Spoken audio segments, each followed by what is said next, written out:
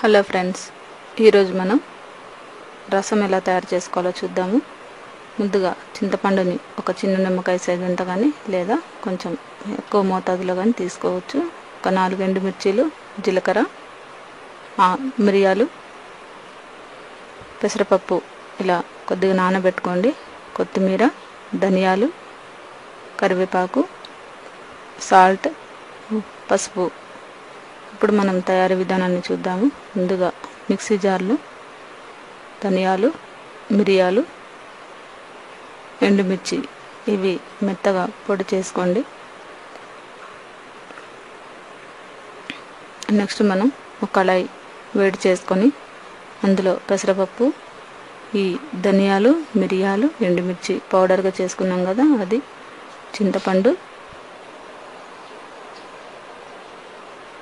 దీంట్లోనే కొద్దిగా నీళ్లు పోసుకొని ఇది కొద్దిగా కరివేపాకు వేసుకొని పావుగంట సేపు బాగా మరిగించుకోండి. కొద్దిగా పసుపు వేసుకొని 15 నిమిషాల వరకు బాగా మరిగితేనే పప్పు కూడా ఉడికేసి అడుగున మనకి రసం చిక్కబడుతుంది.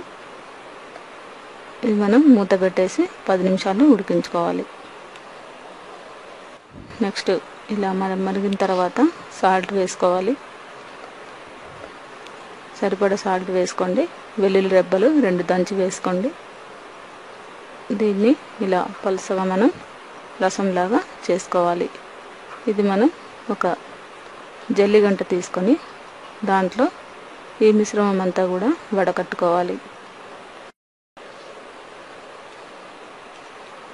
ఇలా వడకట్టిన తర్వాత దీన్ని గంటతో ఇలా మొత్తం కూడా గట్టిగా ప్రెస్ చేస్తే మొత్తం కూడా రసం అంతా మనకి దిగిపోతుంది.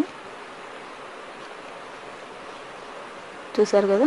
ఇలా అయిన తర్వాత అదే కళాయిలో కొద్దిగా ఆయిల్ వేసుకొని ఎండుమిర్చీలు ఒక 2, కొద్దిగా జీలకర్ర, ఉల్లిపాయలు చిన్న సైజువి చిన్న ముక్కలుగా కట్ చేసుకోండి. ఇందులోనే కొద్దిగా కరివేపాకు వేసుకొని ఇది లైట్ బ్రౌన్ కలర్ వచ్చేంత వరకు వేయించుకోవాలి. కరివేపాకు మంచి స్మెల్ వస్తుంది కాబట్టి వేసుకోవాలి. నెక్స్ట్ కొత్తిమీర కూడా వేసుకొని ఇది ఒక 2 నిమిషాలు వేయించుకొని ఈ పోపుని రసంలో వేసుకోవాలి. అంతే, ఎంతో రుచికరమైన రసం మనకి రెడీ అవుతుంది.